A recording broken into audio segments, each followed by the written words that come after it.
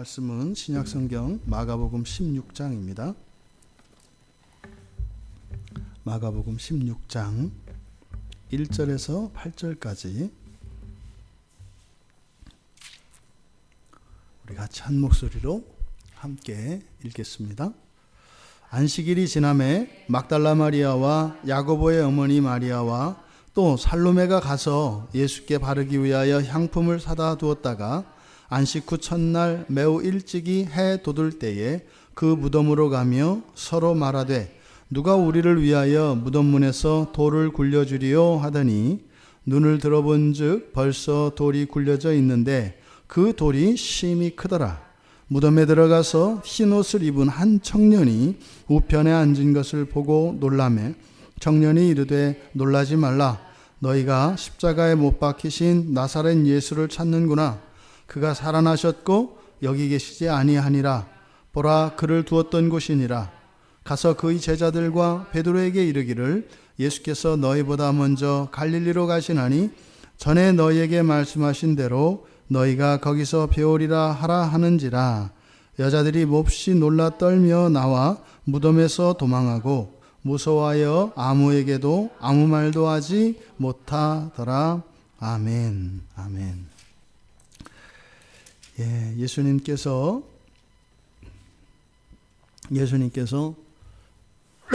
십자가에서 죽으시고 장사 지낸 바 되었습니다. 장례가 치러졌죠. 그래서 아리마대 요셉, 그 아리마대 요셉에 의해서 예수님의 장례가 치러졌는데 이것은 굉장히 놀라운 사건이었다. 그렇죠? 아무도 생각하지 못하고 있는, 또 사실은 십자가에 달려있는 예수의 시체를 달라고 하는 그 요구 자체가 그가 가진 재산과 명예, 모든 안전망들을 다 잃어버릴 수도 있는 매우 위험한 행동이었음에도 불구하고 바로 당돌하게도 요구했다. 그래서 이 아리마대 요셉의 그 행동, 그 신앙의 그 행동을 당돌함이라고 말씀을 드렸습니다.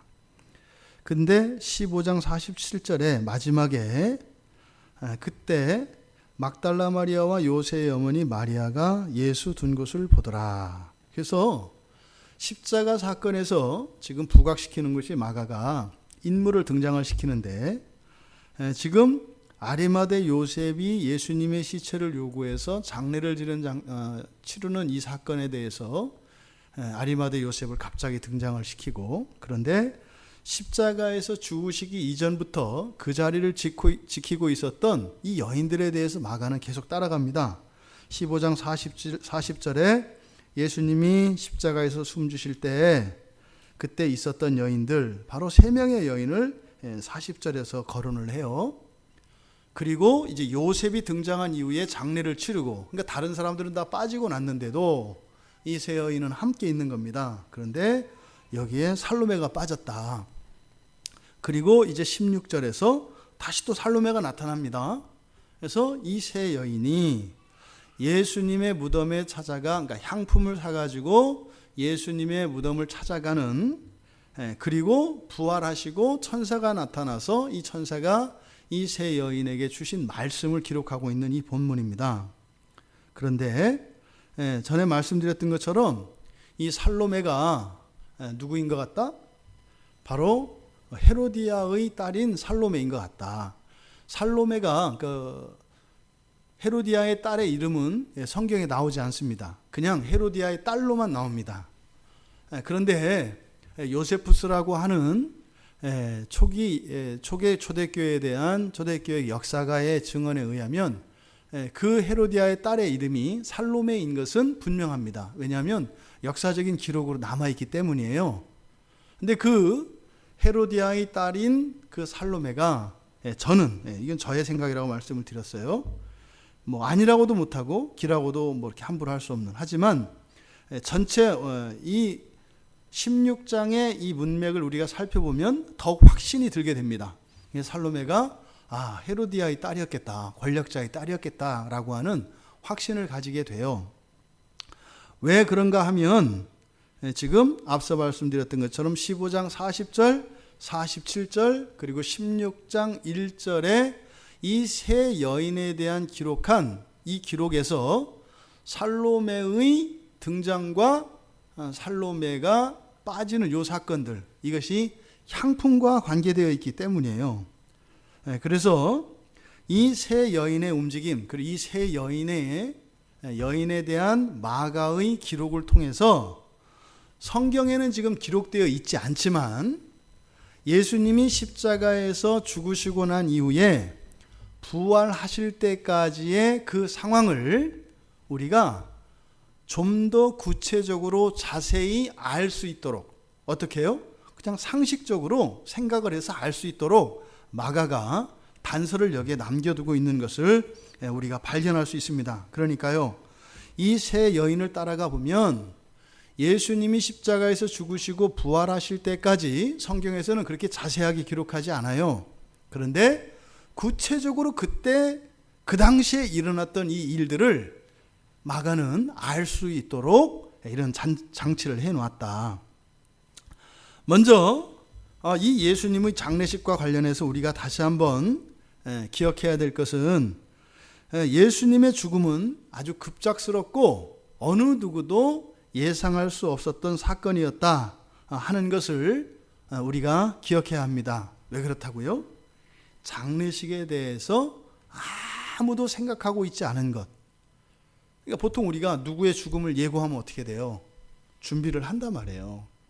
그런데 예수님이 십자가에서 죽으시고 난 이후에 이 아리마대 요셉이라고 하는 돌발적인 인물이 아니고서는 사실은 예수님의 장례가 전혀 준비되어 있지 않다는 것을 우리가 성경에서 알 수 있어요. 그러니까요, 그것은 예수님이 뭐 사람들이 모르는 사람이거나 예수님을 장례 치러줄 사람들이 없었기 때문이 아닌 거죠. 왜요? 지금 예수님에게는 형제도 있고요, 또 예수님을 지극히 사랑하는 예수님이 마리아의 몇째 아들이에요? 첫째 아들이라고요. 첫째에 대한 그 부모들의 사랑은 특별하거든요. 그러니까 여기서 예수님의 어머니가 계속 따라다니고 있단 말이에요. 그러니까요, 예수의 어머니가 아니 자기 아들이 죽는데 장례 준비 안 했겠어요? 다 하죠. 그런데 전혀 그 장례에 대해서 사람들은 이렇게 눈치챌 수 없는 그런 상황이었어요. 현실에서는 이런 일은 불가능합니다. 왜냐하면 장례식이 가지고 있는 의미는요, 굉장히 큽니다. 창세기 50장 마지막에 보면 오래된 일이기를 합니다마는 요셉이 아버지 야곱의 장례를 치르는 그 장례식 장면이 자세하게 기록되어 있어요. 그때 돌아가신 아버지, 그러니까 요셉의 아버지인 그 야곱의 시신을 향품을 바르는데 40일 걸려요. 40일 동안 향품을 바르고요, 그 다음에 그 야곱의 죽음에 대해서 애곡을 하고 애통을 하는데 70일 동안을 곡을 해요. 그럼 장례가 얼마나 걸렸다? 엄청나게 긴 거예요. 이거는요, 장례식이 이스라엘 사람들에 있어서 가지는 의미는 굉장히 중요해요. 제가 우리 교회 말씀드렸죠? 장례식과 관련해서 화장은 안 된다. 오늘날 우리 한국교회 안에서도요, 이거는 뭐 나라의 전통이 아니라 성경의 사상이에요. 장례식은 출생만큼이나, 아니 어쩌면 그보다도 더 중요한 것이 장례식입니다. 장례식은 그래서 굉장히 성대하게 치러지고요, 장례식을 많은 사람들이 오래전부터 미리 동안 준비를 합니다. 그런데요, 예수님의 장례식을 아무도 준비 못했다는 것은 바로 뭐예요? 이거는 전혀 예상할 수 없는, 이거는 뭐 이렇게 상상도 할 수 없는 그런 사건이었다는 것을 나타낸다 이 말입니다. 그런데요, 사실은 예수님의 십자가형이, 십자가에서 죽은 것이 구체적으로 악한 것이다, 이건 폐역이다, 신성모독이다, 이런 언급이 성경에 나와요? 안 나와요. 그냥 마치 진짜로 어린 양이 도살장으로 끌려가는 것과 같이 예수님이 그렇게 가셨지만, 성경 저자들도 예수님이 십자가에 오르셔서 죽으시기까지의 그 과정에 대해서 일체 평가를 하지 않아요. 이거는 악한 일이었도다, 이거는 일어나서는 안 되는 일이었도다, 이거는 신성모독 중에서도 가장 큰 신성모독이었다라고 하는 평가가 전혀 없어요. 잠잠해요. 잠잠해요. 여러분들이 성경을 기록했다면 그렇게 하겠어요? 아니요. 그러니까 의도적인 거예요. 예수님의 십자가 사건에 대해서 제자들이 일체 그들의 악과 그들의 패역에 대해서 이렇게 언급하지 않는 것은 의도적인 거다 이 말이에요. 그리고 지금 여기서 이 장례식 장면을 통해서 바로 그 예수님의 죽음이라고 하는 것이 얼마나 극악무도한 일이었던가, 이것을 오히려 이야기하지 않음으로써 침묵을 통해서 사람이 낼 수 없는 그 더 큰 소리를 목청 높여 외치고 있는 거예요. 고요함이 그 소리보다 더 큰 소리를 낸다 이 말입니다. 그러니까 침묵을 통해서 일체 언급하지 않음으로써 도저히 표현할 수 없는 그 예수 그리스도의 죽음에 대한, 그 예수 그리스도의 십자가에서의 죽음과 관련되어진 인간의 이 죄악이 얼마나 지독한 것인가 하는 것을 오히려 마가는, 이 복음서 저자들 다 마찬가지입니다. 그것을 침묵을 통해서 목청을 높여 외치고 있다.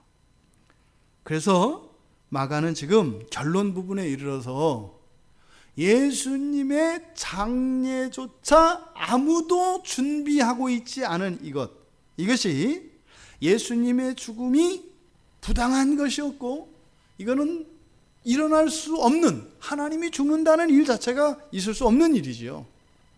부당한 것이고 불가능한 것이라고 하는 그것을 나타낸과 동시에 이 악의 강력한 세력과 그리고 이 악의 지독한 이 특성에 대해서도 동시에 침묵으로 지금 또한 이 준비되지 않은 장례를 통해서 고발하고 있다.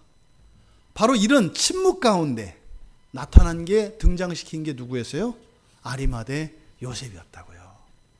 이 아리마대 요셉을 등장시켜서 이 돌발적인 인물을 통해서 예수님 시신을 십자가상에 내버려 두고 다 떠나가는 군중들 가운데 특별히 이 아리마대 요셉 한 사람이 예수님의 지상사역의 마지막인 장사됨, 이 장례를 치르게 된 그 사건을 마가가 특별히 지금 다루고 있다.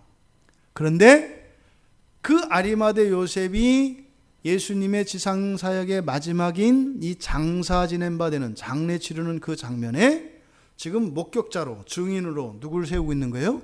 세 여인을 지금 나타내고 있다. 지금 이때 정황을 한번 보십시오. 아리마대 요셉이 바로 앞에서 15장 지난주 우리가 살펴봤던 42절 이하에서 일어났던 일, 바로 예수님이 십자가에서 죽으시고 난 뒤에 아리마대 요셉은 어디를 가요? 빌라도를 찾아간단 말이에요. 그렇죠? 찾아가서 예수님의 시체를 달라고 요구하고 허락을 받아가지고 지금 어떻게 있어요? 그 군사들과 백부장과, 분명히 백부장이 동행했을 겁니다. 그리고 그 담당 군사들, 또 아리마대 요셉이 데리고 있는 어떤 몸종을 분명히 데리고 왔겠죠. 장사를 지내야 되니까요. 그렇게 오는 거예요. 근데 그때까지 아리마대 요셉이 총독 빌라도에게 찾아가서 예수님의 시신을 요구하고 허락을 받아서 올 때까지 이 여인들은 여기에 있었던 거예요. 세 여인은. 그때는요, 사람들 다 떠나간 자리입니다. 이미 어두워졌습니다. 여러분, 공동묘지가 밤에 있기가 쉬워요? 더더군다나 여기는 십자가 사형을 처하는 곳이어서 아주 재수 나쁘고요, 재수 없고 불길한 곳입니다. 그런데요, 이 세 여인들은 아마 여인들이니 뭐 이렇게 용기가 있고 뭐 그러겠어요. 예나 지금이나 여인들은 늘 두려움이 있고요, 그런 겁니다. 근데 이 세 여인은요, 그 십자가 곁을 떠날 수가 없던 거죠. 주님의 그 죽음에 대해서 이 슬픔이 가시지를 않는 거예요. 발길이 떨어지질 않는 거예요. 그러니까요, 그 자리에 이 세 여인은 여전히, 사람들이 떠났지만 여전히 그 자리에서 애통해하며 눈물을 흘리고 있었던 겁니다. 그동안 빌라도에게 찾아갔던 아리마대 요셉이 허락을 얻어서 이제 예수님 장례를 치르기 위해서 여기에 나타난 거예요. 그러니까 생각해 보세요. 지금 슬픔이 너무 커서 두려움도 잊어버리고 사람들이 간 것도 잊어버리고 그 예수의 죽음 때문에 거기서 서로 부둥켜 안고 애통해하며 십자가 한번 바라보고 울고 서로 한번 부둥켜 안고 울고 그러고 이렇게 세 여인이 있었단 말이에요. 그런데요, 거기에 백부장과 몇몇 사람들이 지금 오고 있는 거예요. 밤길이니까요. 횃불을 들고 왔을 겁니다. 그 십자가 처형장에 야밤에 누가 올 리가 없죠. 거기를요, 횃불을 들고 일군의 무리의 사람들이 지금 오고 있는 거예요. 그랬을 때 이 세 여인들은 어떻겠어요? 슬픔에 젖어 있다가 깜짝 놀라지 않았겠어요? 왜 누군가가 지금 이 시간에 오냐 말이죠. 또 오히려 그것 때문에 밤이 깊었다는 것을 이 여인들이 깨달았을 수도 있어요. 근데요, 이 여인들은 분명히 불길한 예감을 가졌을 겁니다. 왜요? 지금 이 밤은 예수님이 억울하게 십자가에 못 박혀 죽으신 밤이에요. 그리고 예수님의 시체가 십자가에 매달려 있어요. 그런데 뜻밖의 상황이 또 일어나요. 횃불을 든 사람들이 보니까 로마 군병들이에요. 그들이 횃불을 들고 와요. 그럼 여러분들이라면 어떤 생각이 떠오르겠어요? 저자들이 또 우리 주님의 시신을 더 훼손하거나 이것을 어떻게 하려고 하는 게 아닌가? 이런 불길한 생각이 들었을 겁니다. 그런데 어쩌겠어요? 그런들 예수님의 시신을 내려서 훼손한들 어떻게 할 거예요? 에? 그 기세등등한 살기등등한 그 무서운 병정들이 그렇게 한들 어떻게 할 거예요? 그러니까요, 지금 그들의 등장은 이 세 여인들에게 오히려 그 걱정과 두려움이 밀려오면서 슬픔이 배가 되었을 것입니다. 하지만 곧바로 그들이 온 목적을 이들이 알아차릴 수 있었을 겁니다. 곧 선의의 목적을 가지고 왔다는 거. 왜요? 시신에서 내리는 것도 함부로 하지 않았을 것이고, 또 거기에서 예수님의 시신을 감쌀 세마포를 가져왔기 때문에 좋은 목적으로 온 것이다 하는 것을 이들이 알아차리게 됐을 겁니다. 이때 너무나 슬픔이 커서, 너무나 갑작스러운 슬픔이어서 장례에 대해서 이미 예수님이 돌아가시고 난 뒤에도 이렇게 장례에 대해서 아무 생각도 없었고 그럴 겨를 수 없었던 자신들의 이런 실수를 깨달았게 되었을 겁니다. 근데 지금 요셉은요, 다만 와서 세마포로 그냥 예수님의 시신을 감싸고 있어요. 그것을 보고 있던 여인들이, 특히 이 마리아는 예수님의 어머니 아니에요. 예수님의 어머니인 마리아가 자기 아들이 지금 장례를 치러지는데 어떻게 해요? 속된 말로, 물론 아리마대 요셉이 좋은 세마포를 가지고 왔겠죠. 그런데 그 세마포로 그냥 감싸서 지금 장례를 치르고 있다 이 말이에요. 유대인들의 이 장례에서 빠지지 않는 것이 향품입니다. 기름 붓는 것과 같이 이 향품을 바르는 일, 이것은 장례의 절차에서 반드시 있어야 되는 거예요. 마치 우리나라로 하자면 관을 넣는 것 같은. 그래서 시신도 우리가 어떻게 해요? 사람이 죽고 나면 시신을 그냥 이렇게 수의를 입히는 것이 아니라 깨끗이 씻깁니다. 깨끗이 씻겨서 수의를 입힙니다. 마치 살아서 목욕을 하는 것과 같이. 근데 지금 그 과정이 생략된 거죠. 그것을 여인들이 본 겁니다. 여러분, 정말로 사랑하는 사람, 소중한 사람, 은혜를 입은 사람, 그 사람의 장례식이 초라할 때 남아있는 사람들의 마음이 어떨까요? 지금 여기에 있던 이 여인들은요, 예수님이 십자가에 못 박히실 때 울고요, 또 예수님이 십자가 위에서 기도하실 때 또 울고요, 또 거기에서 절규하시는 예수님의 절규 소리를 듣고 또 울고요, 예수님이 죽으실 때 울었습니다. 그리고요, 예수님이 죽으신 걸 확인하기 위해서 로마 군사들이 와서 창으로 옆구리를 찌를 때 그때 또 울었을 겁니다. 울고 또 울고 울고 또 울고 울고 또 울고 울고 또 울고 더 이상 눈물이 나오지 않을 정도로 다 눈물이 말랐을 법합니다. 그런데 어쩌면 그 초라한 장례식 장면을 보면서 여인들은 또다시 눈물이 났을 법해요. 왕이신 예수님, 주님이신 예수님의 장례식이 어떻게 이렇게 초라할 수가 있겠습니까? 은혜를 입은 수많은 사람들이 와서 예수님의 시신을 모셔서 무덤으로 모셔가는 것은 고사하고 을씨년스럽다 못해 어두운 밤에 어른거리는 횃불 아래에서 그저 수위로 돌돌돌돌 많은 이런 장례식은 천부당만부당한 것이죠. 이때 세 여인은 특별히 예수님의 어머니인 마리아가 이건 아니다라는 생각을 했을 겁니다. 이거는 아니지. 우리 주님 장례식을 이렇게 할 수는 없지. 이건 아니지. 이렇게 이야기했을 겁니다. 그런데요, 소용이 없습니다. 지금 생각이 나봐야 어떻게 할 수도 없어요. 보나마나 막달라 마리아나 예수님의 어머니 마리아나 가진 돈도 변변치 않았을 것이고요. 더더군다나 이날은 무슨 날이에요? 안식일이 시작됐어요. 안식일이 시작됐기 때문에요, 어떤 것도 사고 팔 수가 할 수 없습니다.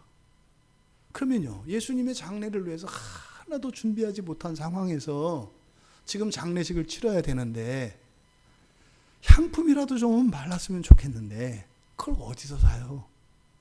향품은 또 이렇게 우리가 뭐 일상용품이 아니기 때문에 그렇게 또 이렇게 싼 것이 아니죠. 다 고가지요.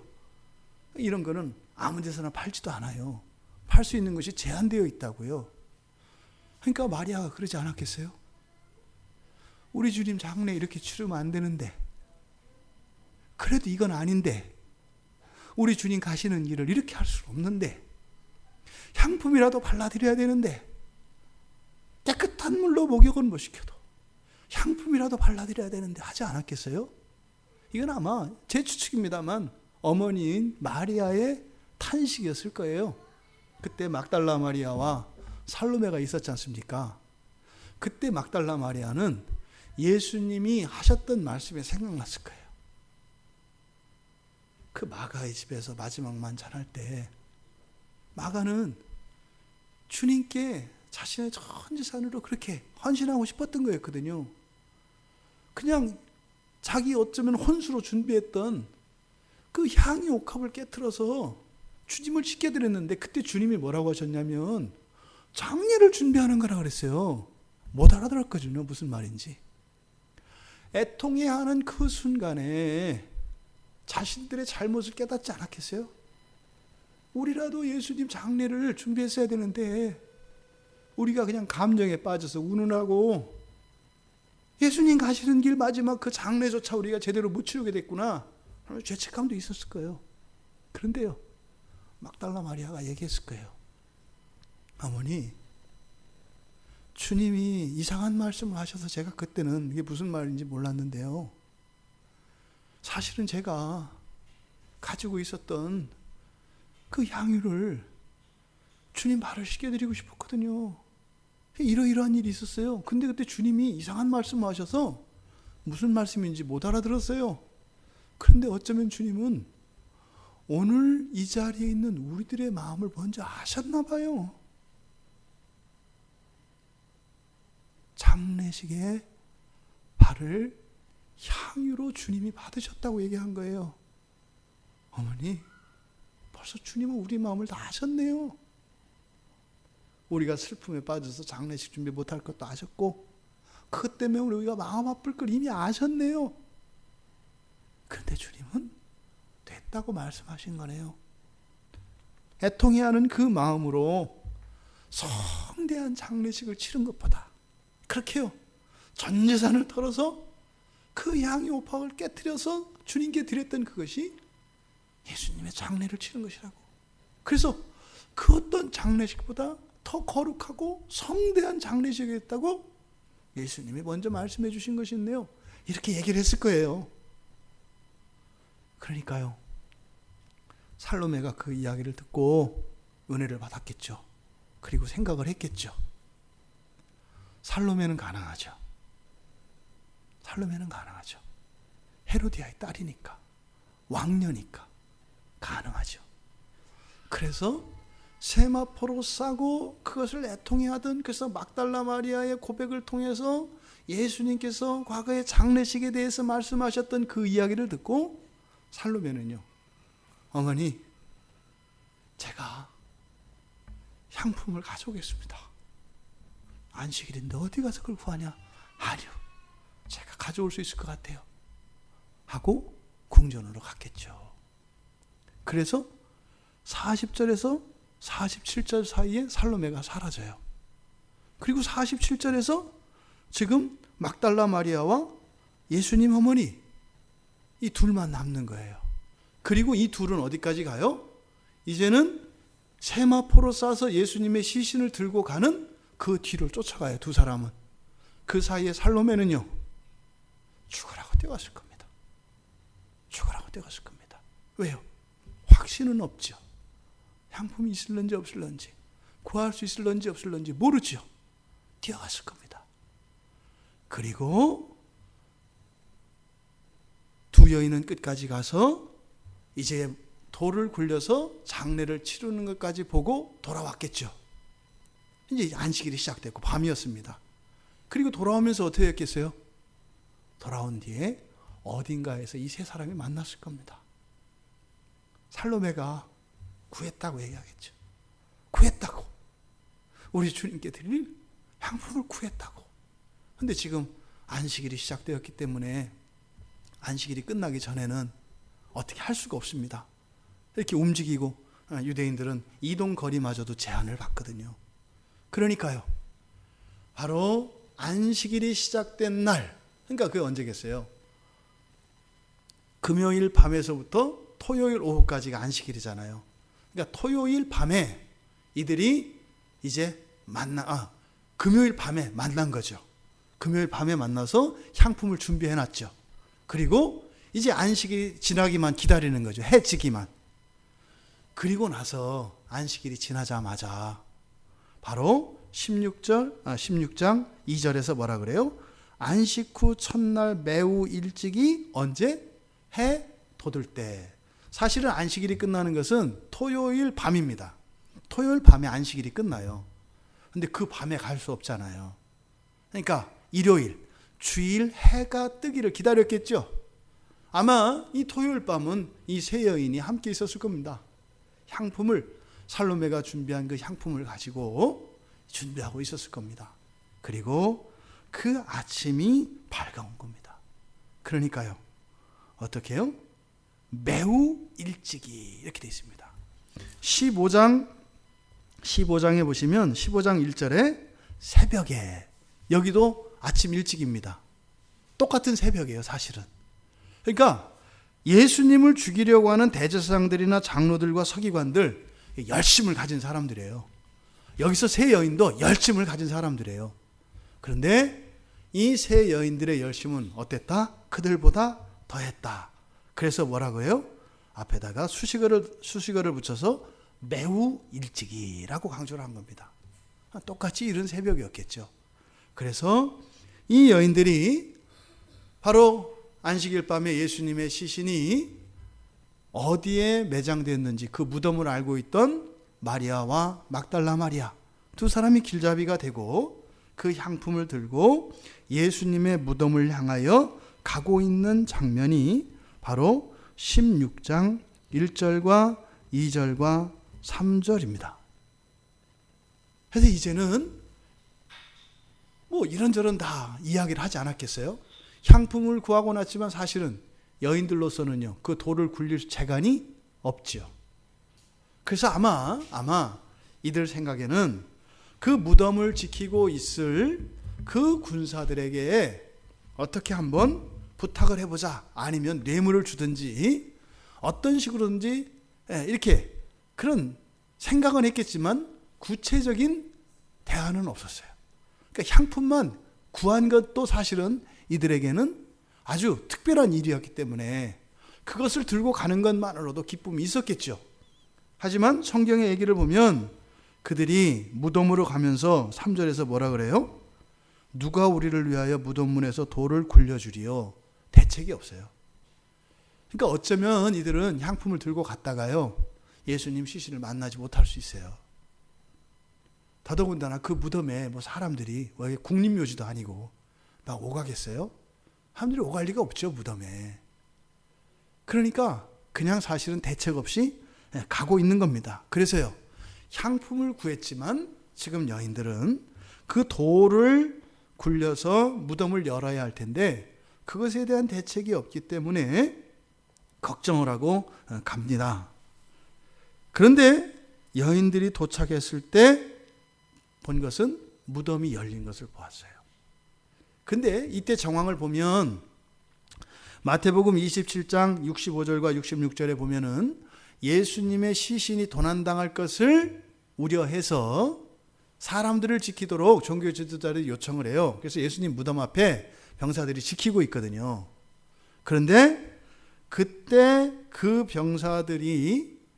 병사들은 무덤이 열리는 걸 봤습니다.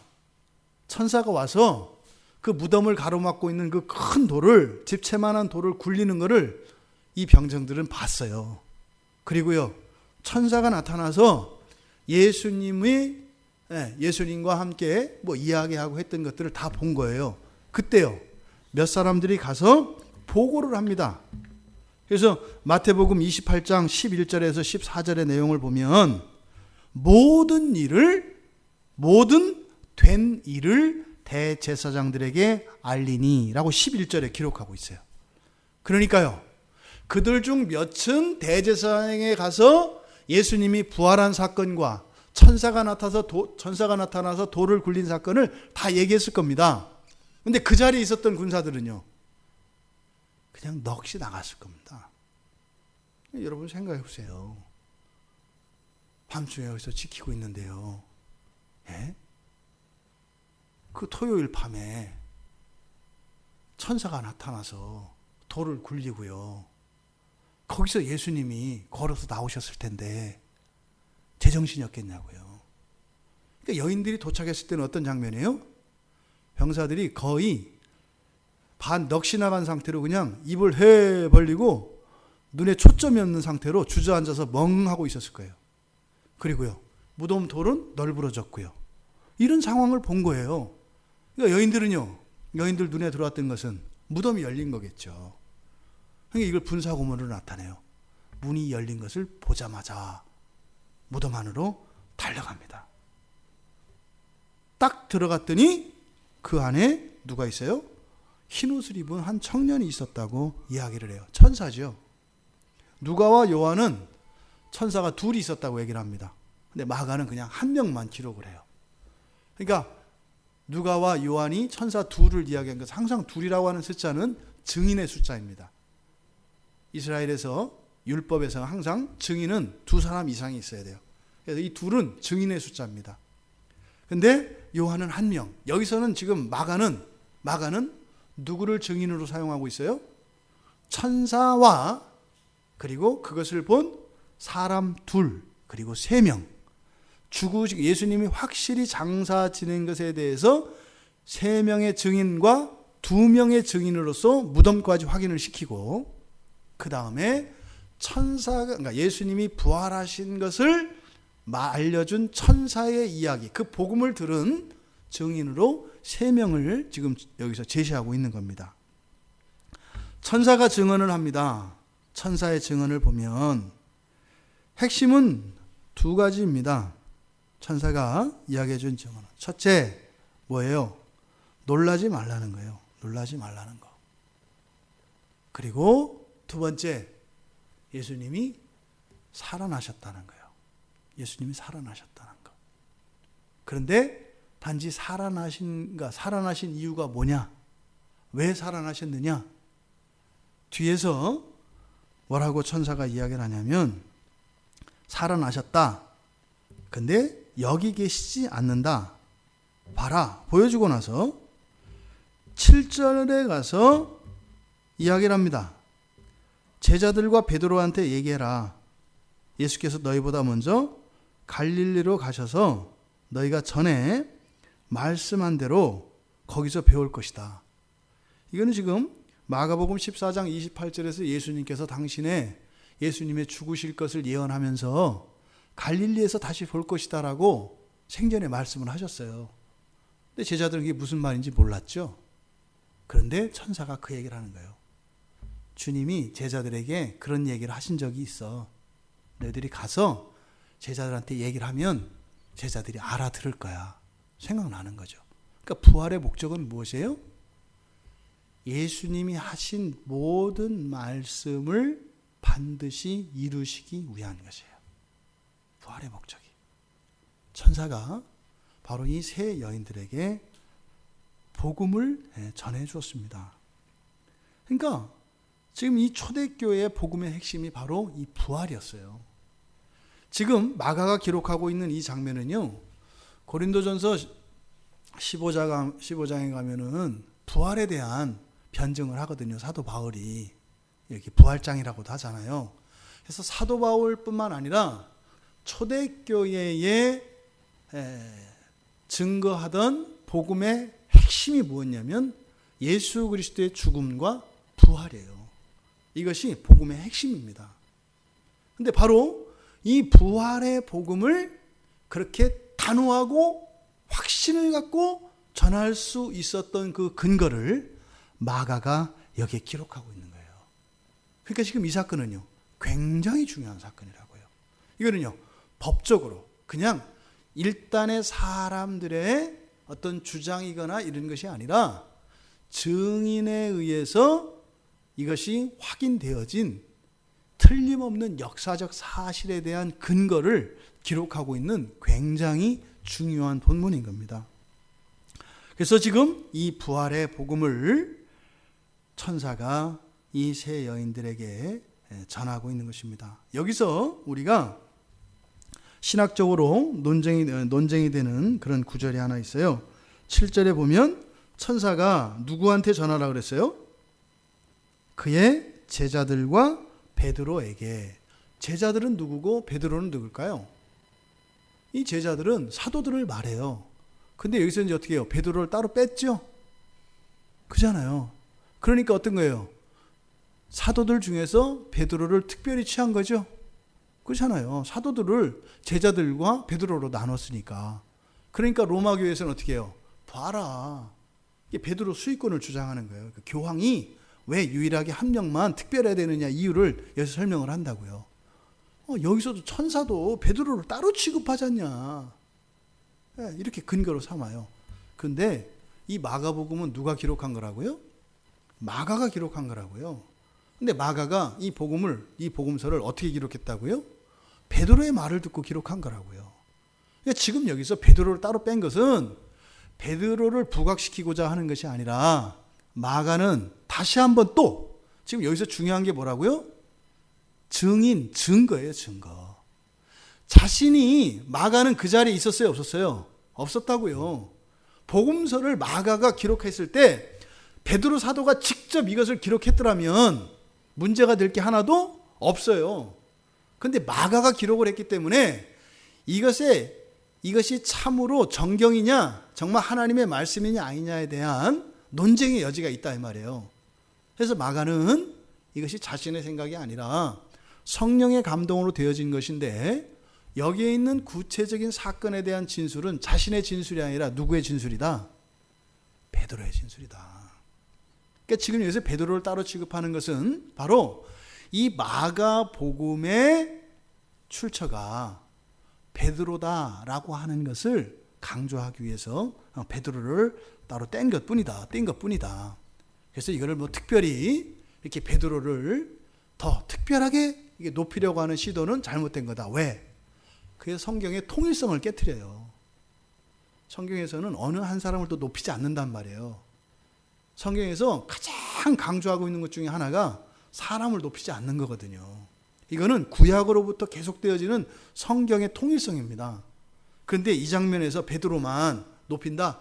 그럴 일이 없어요. 이거는 성경 전체의 통일성을 깨는 것이기 때문에 그것은 억지 주장에 불과하다. 여기서 베드로를 따로 구별한 것은 뭐다?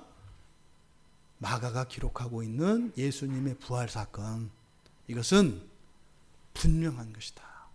그 자리에 천사도 있었고 2명 이상의 증인도 있었고 또 자신이 기록하는 이것도 바로 베드로에 의한 것이다 라고 하는 것을 밝혀서 증거의 출처를 밝힘으로써 이 복음서의 확실성을 강조하기 위한 것이다. 근데 여기서 여러분 우리가 눈여겨봐야 하는 것이 있습니다. 눈여겨봐야 되는 게 있어요. 지금 예수님의 복음, 마가가 지금 마가복음을 끝내면서 결론 부분에 와서 지금 총정리하고 있어요. 그러면 복음서의 총정리, 마가는 복음이 무엇인지를 가르쳐 주려고 하는 거예요. 지금 복음의 성격, 복음이 무엇인지를 가르쳐 주는데 아리마대 요셉을 통해서 복음의 한 측면 뭐예요? 예수 그리스도의 확실한 죽음입니다. 그리스도의 확실한 죽음에 대해서 이야기하려는 거예요. 그 다음에 이 세 여인들을 통해서 무엇을 이야기하려고 해요? 부활을 이야기하려고 하는 거예요. 그러니까 기독교의 복음의 이 정수는, 핵심은 무엇과 무엇이다? 예수 그리스도의 죽음과 예수 그리스도의 부활이다. 이것이 복음의 중심이다라고 하는 것을 마가가 이야기하려고 해요. 그런데 지금 여인들의 반응을 보면은 뭐라고 해요? 몹시 놀랐다 그래요. 놀란 정도가 아니라 어떻게 했다고요? 떨었대요. 그래서 어떻게 했대요? 도망갔대요. 그리고 도망간 정도가 아니라 도망가서도 무서워서 아무에게도 아무 말도 못했대요. 그러니까 어떤 거예요? 여기도 또 넋이 나간 거예요. 이 세 여인도 나가서 어떻게 해요? 그냥 실어증 걸린 사람처럼, 마치 사가랴가 그 요한의 출생에 대한 계시를 듣고 나서 말을 못했던 것처럼 지금 이 세 여인도 어떻게 해요?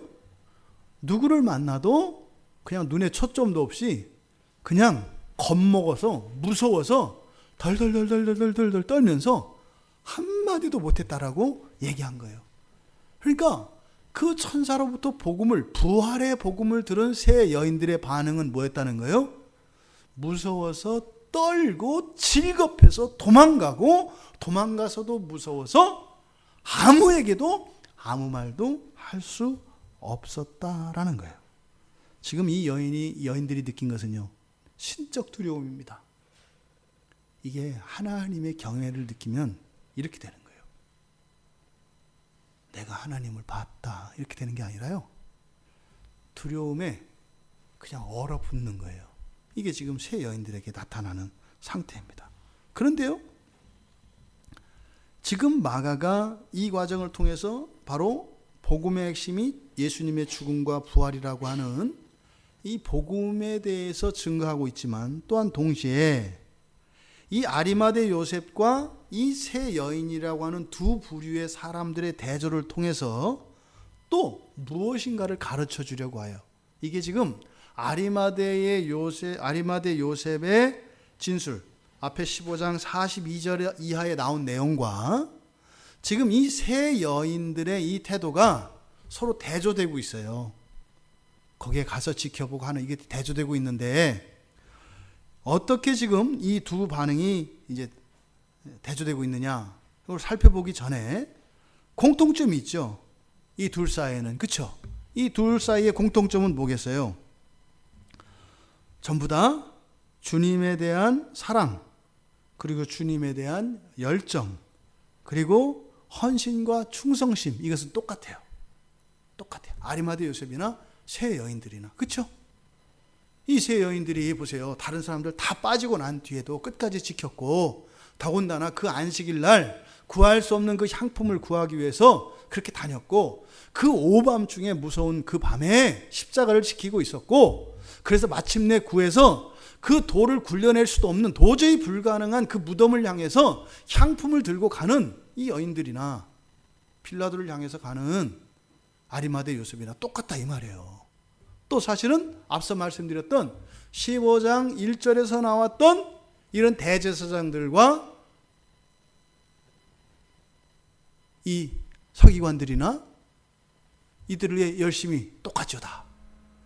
근데 바로 대제사장과 이 무리들, 장로들과 이 공회원들의 열심은 주님에 대한 열심이 아니라 우상에 대한 열심이죠. 자신들의 의에 대한 열심이죠. 그런데요, 나타나는 건 똑같다니까요. 똑같이 새벽에 일어나고요. 똑같이 모여서 열심히 회의하고 계획 짜고요. 똑같이 포기하지 않고 한다니까요. 똑같아요. 그런데 이 대제사장과 이 서기관들, 장로들은 제껴버리고, 그리고 이제 여기서는 또 이 둘을 비교하는 거예요. 바로 죽음의 복음을 붙들고 있는, 이 죽음의 복음을 붙들고 있는 아리마대 요셉, 그리고 부활의 복음을 나타내기 위해서 사용되어진 세 여인, 이 둘을 비교하는데 여기에는 차이점이 나타난다. 그 차이점을 한마디로 이야기한다면 아리마대 요셉은 한마디로 어떤 단어로 나타낼 수 있다고요? 당돌함이라고 그랬어요. 당돌함. 근데 지금 세 여인들의 이런 태도, 반응은 무엇으로 나타낼 수 있을까요? 두려움이죠. 두려움이에요. 아리마대 요셉은 당돌하게, 당당하게 요구를 합니다. 찾아가서. 그런데요, 15장 43절에 보면은 그렇게 돼 있잖아요. 아리마대 요셉이 당돌히 빌라도에게 들어가서 요구했다. 시체를 달라 하니 이렇게 요구하잖아요. 그런데 여인들의 기사를 보면 어떻게 돼요? 3절을 보니까 누가 돌을 굴려줄까? 이게 뭐예요? 걱정이에요. 향품을 들고 가면서도 걱정해요. 누가 돌을 굴려줄까? 주님이 어련히 알아서 돌리려고. 누가 돌려줄까? 또요. 5절에 보니까 어떻게 해요? 천사가 그 한 청년 있는 걸 보고 어떻게 돼요? 놀라요. 이 놀라는 것은 그냥 와 이런 놀람이 아니에요. 싫은 놀람이에요. 깜짝 놀라는 겁니다. 그리고요, 8절에 또 뭐라고 돼 있어요? 몹시 놀라고 떨고 도망가고 말도 못하고. 지금 이 세 여인의 반응과 아리마대 요셉은 정반대예요. 똑같이 복음을 들고 가는데 아리마대 요셉은 어떻게 해요? 당돌하게 요구한다고요. 세 여인은요, 그 복음에 눌려요. 두려워 떨어요. 도망가요. 말을 못해요. 그래서 이 세 여인들은 분명히 부활의 복음의 증인으로 쓰이고 있습니다만 그들의 반응에 대해서 마가가 상세하게 지적하고 있어요. 근데 있잖아요, 여러분. 여기에 아주 마가가 기가 막힐 정도로 이거를 감추어 두는데 이게 지금 이 세 여인에 대한 이야기가 아니에요. 2절에 안식 후 첫날 매우 일찍 해들 그들의 무덤으로 가며, 과거형 써야 되거든요. 근데 여기는 간다, 현재형으로 써요. 그러니까 헬라어는 옛날이냐 지금이냐 이걸 나타내는 게 아니라 그랬어요. 헬라어의 특성이 그래요. 그래서 그런 행위의 연속성, 이례적인 것, 그리고 이미 일어난 것, 안 일어나는 것, 진행되는 것, 이런 것들을 나타내요. 근데 지금 여기에서 무덤으로 간다. 이게 무덤으로 가는 것은 어디를 향해서 가는 거예요? 부활하신 예수님을 만나러 가는 거잖아요. 근데 이 여인들은 어떻게 해요? 부활하신 예수님을 만나러 가는 게 아니라 누구를 만나러 가요? 시체가 된 예수를 만나러 가죠. 근데 사실은 예수님은요, 부활하셨어요. 그런데 누굴 만나러 가요? 죽은 예수를 만나러 간다고요. 그 일이 오늘날도 교회에 계속되는 거예요. 교회에 오는데요, 죽은 시체를 만나러 온단 말이에요. 죽은 예수를 만나러 온다고요. 즉 마가가 이야기하고자 하는 게 그거예요. 부활하신 예수를 마치 죽은 사람인 것처럼 만나러 간다. 지금 그것이 2절에 있는 가며라고 하는 이 동사를 현재형으로 나타낸 거예요. 그 다음 4절도 마찬가지입니다. 4절에 눈을 들어 본즉, 이 본즉 이것도 현재형으로 되어 있어요. 그러니까요, 돌이 벌써 굴려져, 이건 이제 과거형 이미 된 거죠. 돌이 이미 굴려진 것을 본다. 이건 무슨 말이에요? 이미 그들은 무엇을 보게 된다? 가서 예수님의 죽음을 보는 게 아니라 뭘 보러 가? 죽음을 보러 갔는데, 죽음을 보러 맨날 간다. 근데 보는 것은 뭘 본다? 부활의 현장을 본다 이 말이에요. 부활의 현장을 본다. 그래서 안으로 들어가서 천사의 이야기가 이제 나오는데, 천사가 뭐 이건 이제 명령문이니까 뭐 현재형으로 돼 있겠죠. 놀라지 마라 이렇게 얘기해요. 현재형이에요. 놀라지 마라, 놀라지 마라. 이건 똑같이 우리들에게 하는 말이에요. 그리고 그 다음에 너희들이 지금 뭐 한다? 바로 나사렛 예수를 찾는구나. 현재형이에요. 나사렛 예수를 찾는구나. 이 나사렛 예수를 찾는 예수가 누구겠어요? 죽은 예수죠. 죽은 시체를 찾는 거죠. 너희들은 지금도 교회에 와서 죽은 예수를 찾고 있구나. 천사가 이렇게 얘기하는 거예요. 그런데 안 계시다. 계시지 아니하니라. 이것도 현재형이에요. 너희들은 계속 죽은 예수를 찾는데 죽은 예수는 없어. 죽은 예수는 없어. 이렇게 이야기를 한다 이 말이에요. 그러니까 지금 이 세 여인들을 통해서 마가가 신자들의 일군의 양태를 지금 나타내요. 아리마대 요셉과 이 세 여인을 통해서 이 복음을 받은 이들에게서 나타나는 이 두 가지 반응. 하나는 당돌함, 하나는 놀랍고 두려워 말도 못하게 되는 이 현상이 오늘날 교회 안에 똑같이 있잖아요. 똑같이 있잖아요. 바로 왜 이런 일이 일어날까요? 왜 이런 일이 계속 일어나는 것일까요? 똑같이 복음을 들었는데 누구는 모든 것을 다 버리고 그렇게 당돌하게 요구할 수 있는 그런 그리스도인이 되고, 어떤 사람은 좀 전까지 있던 담대함까지 다 잃어버리고 입까지 그냥 딱 닫아버리는 이런 일이 왜 일어날까요? 어디서 기인하는 것일까요? 바로 그 이야기를 뒤에 이어지는 제자들의 이야기를 통해서 마가가 그 해답을 이야기하고 있습니다. 그 얘기는 다음 주에 계속 하도록 하겠습니다.